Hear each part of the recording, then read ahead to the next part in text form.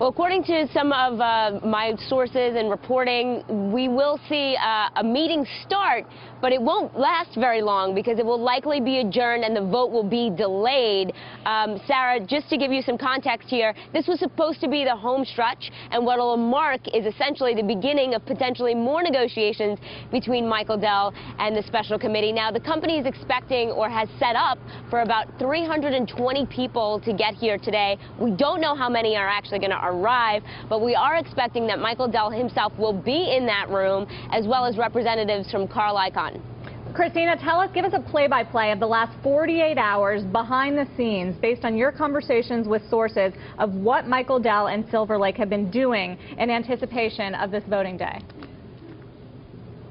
Well, they've both been lobbying shareholders very actively to get them to come over to their respective sides. Of course, Carl Icahn wants to see this deal that's on the table today voted down, Sarah. So we could see, we could see continuing of that intense lobbying. Now, remember, there have been a number of very reputable, very vocal shareholders who think that the 1365 deal on the table right now is not high enough. But remember, there are two kinds of shareholders in that no camp. The ones that will potentially accept a higher offer, maybe 40 cents, with Michael Dell and Silver Lake, and those who have vowed to shoot this thing down and really want to support Carl Icahn's proposal, which will really need, they need to vote this deal down in order for Carl Icahn to go ahead and implement his proposal. And Christina, why is it important that T. Rowe Price has come down against Michael Dell? Because they only own 4% of Dell's shares outstanding. Do they have sway over the other investors?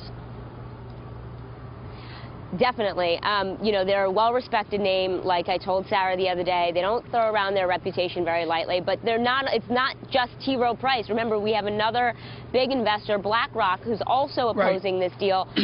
There you have two big investors out there basically saying 1365 isn't high enough. Now it comes down to a game of chicken or bluffing, if you will, because they're watching the share price decline by the minute.